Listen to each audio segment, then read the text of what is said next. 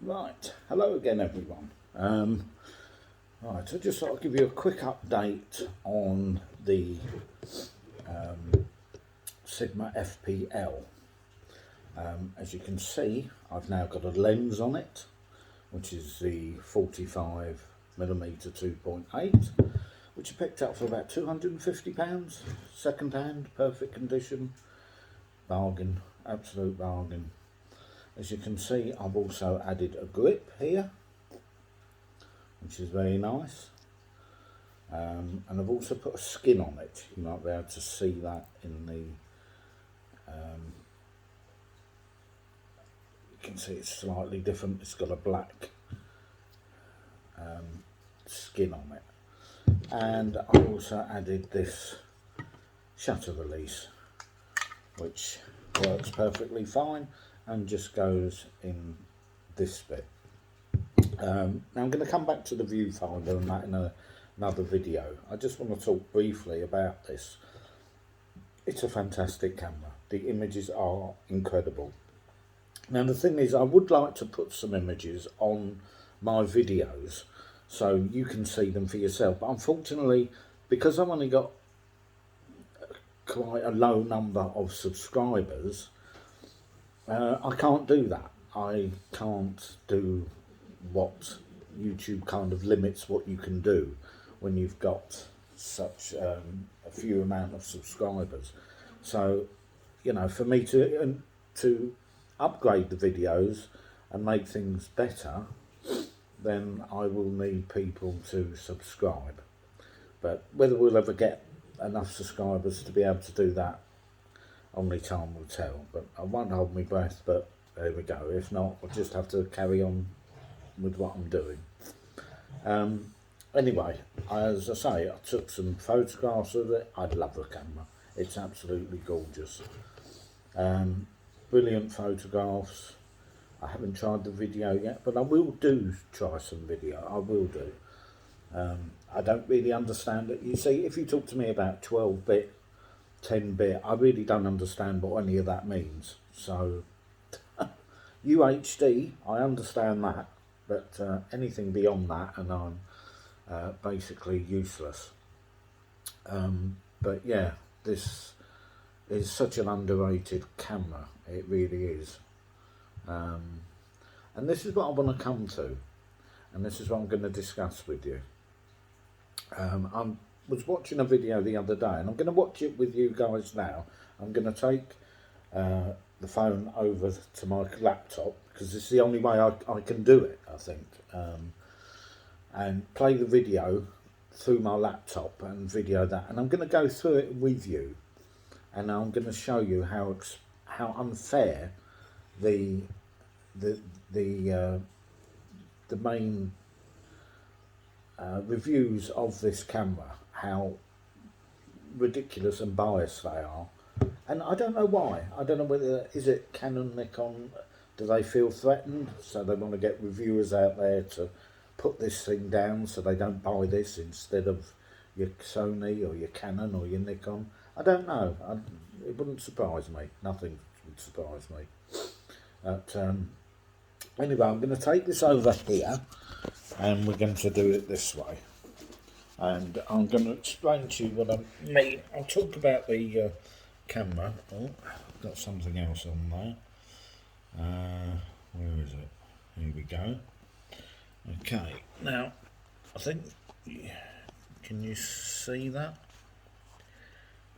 Right, I think you got the gist here. Okay, now I'm going to stop and start it, and I'll explain as we go along. This is called Lens Vid, the video. Now this is the FP, but if they're talking about the FP, they're talking about the FPL, because it's basically the same camera. So let's go from here, because up to that point they've actually been okay about it. But this, as you see, the rest of the video, it's negative. So let's go through this one bit by bit, and I will stop it and I will explain whether wrong or misguided or possibly just ridiculously biased. So here we go. A modular design in such a small and relatively inexpensive system, which is really refreshing. The problem is, out of the box, the camera is not convenient to use. The FP... Right, there you go. There's the first one. Not convenient to use. What does that mean? What the hell does that mean? What a ridiculous statement to make. It's not convenient to use. I mean, that's... you know straight away this is going to be a biased video. Anyway, I'll let him continue. He has no grip and no hot shoe on top, as well as a few other design drawbacks. No hot shoe, no grip. Well, there have been thousands of cameras produced over the years that don't have a grip. You know, pocket cameras, you know, it's not a DLSR. It's not meant to be designed like a DLSR. And you can buy plenty of grips that go on it. The hot shoe, I will take as a point, but they do supply one with it. So it's not completely without a hot shoe. Again, slightly over the top. That we shall mention in a moment. Even worse, currently there are just not enough accessories to really justify the design decision to make this camera so tiny and awkward to use out of the box. The small body is not only inconvenient to hold, it also forced Sigma to make a few... Again, inconvenient to hold. That's nonsense.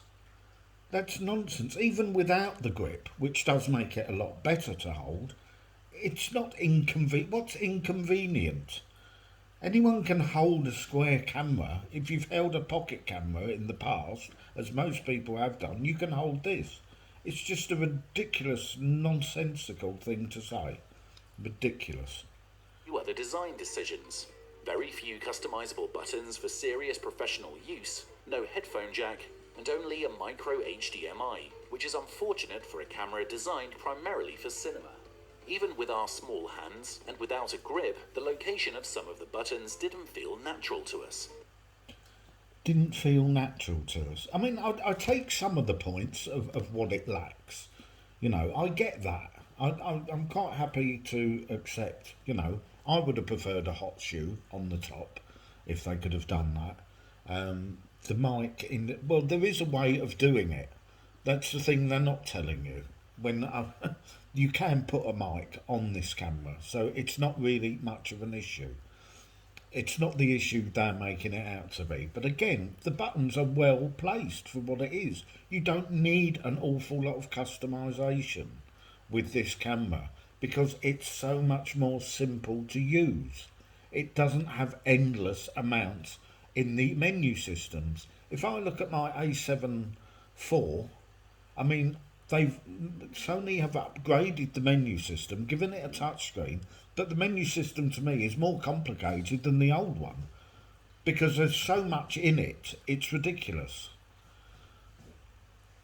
It really is. It's just mind-blowing what they've put in that A7 IV. 90% of it you'll never even need or use. That is ridiculous to me. Not what they've done here, because, and in another video I'll go through the menu system and you'll see how simple it is. So you don't need a load of customization button wise, but it's a small body, you know, you can't have everything, and they're not considering this at all. Especially the record button. But really what seemed odd was the decision to use a fixed screen on this camera, something that is happily becoming less and less common on mirrorless. Okay, the fixed screen. Yeah, I would have preferred it to tilt. I wouldn't have wanted a fully articulate, I would have preferred a tilt screen. And by the way, you can actually buy one and fix it yourself. But I wouldn't advise doing it because Sigma won't cover you for it, and it costs about £200. And there is a video on YouTube on how to do it. I wouldn't risk it. It's not that big a deal. Most people don't use tilt screen. They do come in handy now and again, and I would say possibly for video it would have been a benefit. But it's not, again, it's not a major issue. It's not the issue they're making it out to be. Cameras these days, and we would really like to see Sigma change on any future model. The screen is not the only issue here. The FP has no electronic viewfinder, and at least at the moment we are not aware of one being developed by Sigma. Well, I don't know when they made this, but there's actually two electronic viewfinders. There's two viewfinders you can have.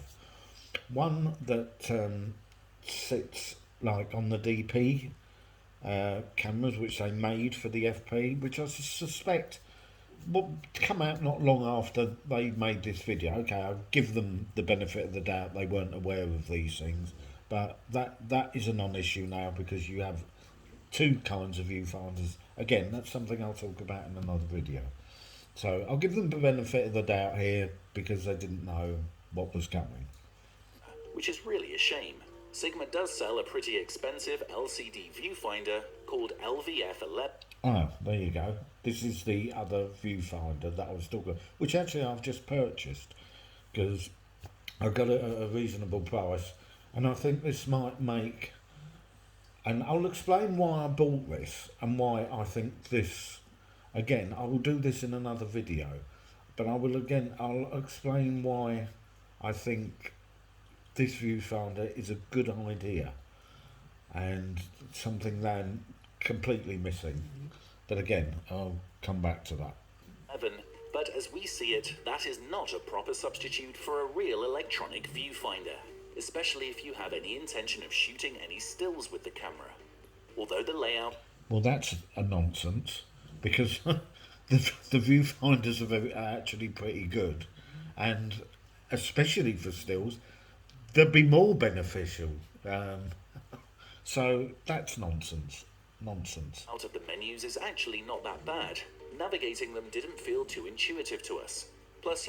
Didn't feel too intuitive? They're the most simplified, easiest menu systems on the market. What a lot of nonsense. So what's he want? A complicated, overcomplicated menu system with hundreds of different items rather than have something simple. I mean, that's one of the most stupid comments in this video so far. So you can't use the touchscreen for changing settings, not even in the nice big icon quick... Okay, I'm back to the touchscreen. No, you can't, but is it necessary? I mean, touchscreen, I like touchscreens, but even when I have got them, I tend to use the buttons to scroll through more, even when I have the touchscreen, because these screens are quite small and it's easy to press on something you don't want. So you end up using so again, not an issue, just, you know, picking something out of nothing. Quick select menu for some reason. The FP has no on-sensor image stabilization, only lens or digital image stabilization. Yeah, I'll concur with them here, no IS. That could be an issue. I did find it an issue. I mean, it's better to have than not to have. And, you know, when was this brought out? 2019? Yeah, I mean, maybe, yeah, it could have done with something. I'll concur with them on that one. But again, it's not a major issue. Image stabilisation, I think people make more of it than it really is. There was a time when no cameras had it, and everybody got on fine without any issues. We're not sure if this is a cost or a size issue, or both, but either way, it's something that we would like to see in any future Sigma camera, even if this means a more expensive and larger body. The camera only seems to have a mechanical shutter. We're not 100% sure, but we feel that this might have caused some flickering in some situations. Okay, again, yeah, I mean, from a stills point of view, I've not found that to be an issue. Again, you know, for video, I don't know. You know, if you're a video shooter, then some of these things may relate to you more. I am talking as a still shooter. So, again, I've not found this to be an issue. Power is another huge drawback of this camera. It uses the... Here we go, the same. Again, batteries. Yeah, they're not the greatest batteries in the world. Loads of cameras don't have the greatest batteries in the world. You buy spares. It's really not difficult, and it's not, again, it's not really an issue. tiny BP51 battery with 1200 mAh, which is officially rated at up to 280 images and a pretty short video recording, especially in 4K RAW. The worst thing is that you can't power it on the go using a USB-C connection, which is a really strange decision on Sigma's part. You will need to get a ton of batteries, or possibly a dummy battery, if you're thinking of shooting a full day of video with this camera. Talking about the battery compartment is way too close to the 1/4-inch thread at the bottom of the camera, which means that when we connect our RC2 quick release plate, we can't open the battery door. Again, I don't find that to be an issue. And if you look the way they've placed it so they can't open the door. If they put it the other way round, they wouldn't have that issue. I've tested that. Again, it's a small camera, so you're going to have these little issues. But there's ways around them, and they just seem to be picking every little thing they can find to put this camera down. With the FP has to do with the audio level meters, or rather the lack of those in the settings. There is audio recording option in the menu, but we found no way to display levels. According to the user manual, this should be a part of the shoot menu in cine mode, but we couldn't find it anywhere. Although we couldn't view the raw video footage from the camera. No, they couldn't find it, but it is there, so that's down to them. So they put out a video saying they can't find something, even though it's there. More on this in a moment. We did record some 4K RAW videos with the camera, only to discover that even with a fast UHS 2 SD memory card, you can't really record more than a few seconds at a time. If you want to record long 4K RAW footage, you will need to connect the camera directly to a fast SSD, like the LaCie Rugged SSD Pro that we recently tested. One of the biggest drawbacks of this camera in our view has to do with the autofocus system. If you only shoot with manual focus, then this might not be a big issue for you, but in 2020... Now again, the autofocus, the one thing I forgot to mention earlier, this video is going to be longer than I thought, but I will come back to it. There was actually a firmware update on the FPL, which would have happened to the FP as well, which I uploaded, and that's something I'm going to talk about in another video, how quick and easy it was to update the firmware. Did it in less than a minute. It was brilliant, and it has extremely it has really improved the autofocus. Now I don't know how that works in video again, but it really has improved it. There was quite some major improvements. The last firmware on the FPL really made it a better camera, I have to say. Again, something I'll go into later. There are just so many amazing autofocus camera systems around that the slow, contrast-based system on the Sigma FP with its limited functionality just feels like a huge step backwards to it. Of course, this is one of the differences between the FP and the FPL. The FPL has phase detect as well. So, okay, they've got a point there. Much like going back to where the camera industry was 5 or even 10 years ago. A few other things did not work the way we expected with the camera, including the zebras, which worked in the menu but not when shooting. The focus peaking, which did work but was not clear or prominent enough in our view. And finally, a rather unusual behavior, where the images on the screen of the camera looked much better than on our computer. There are more things that we think that Sigma needs to change or fix, but these are the big ones in our view. The images look better on the back of the camera than they do on the computer. I'm not sure where they're getting that from. I've not found that. When I first started, I was getting soft shots, but that was partly because I realised I had the ISO set at 100.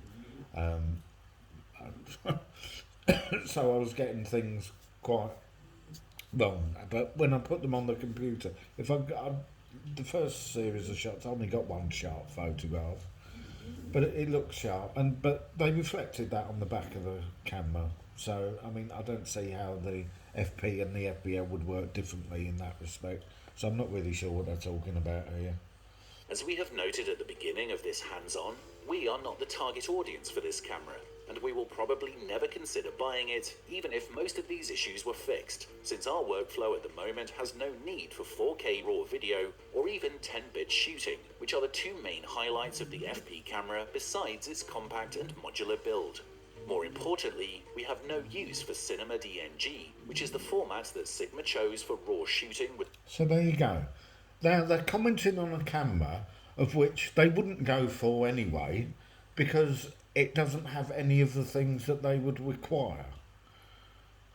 So why are you reviewing it then? It's like you're reviewing it just to put it down. Unbelievable. The camera that at the moment doesn't seem to work with Premiere Pro on our PC. Even if it does work on your system and editing software, you will have to take into account huge files, which make the whole thing really a pain to use and edit. Recording with this camera using the MOV format doesn't do it justice, as Rubidium Wu from Crimson Engine recently demonstrated in his comparative video, looking at 8-bit, 10-bit and 12-bit video files both in RAW and MOV format on the Sigma FP. Since we couldn't open the Cinema DNG files we shot in Premiere Pro, we can't really talk about image quality, but you should really watch Rubidium's video to get appreciation of what the camera can and can't do in terms of image quality.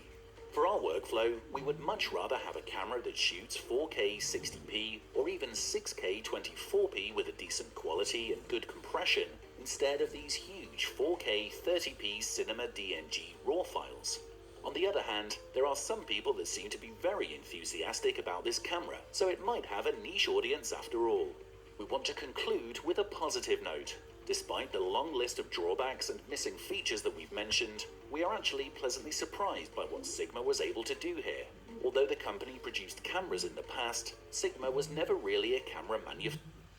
So there you go, that's basically it. So they basically crush the camera, but you know, I suppose it depends what you're looking for, and I mean, I've bought this camera. I don't want the Cine DGNG or whatever it is. I don't even understand video other than UHD. I don't need it. I don't want it. I buy it, but the FPL was basically, people forget these are still cameras, and that's another thing I've noticed. Almost every video I've watched on this camera and the FPL talks about its video capabilities.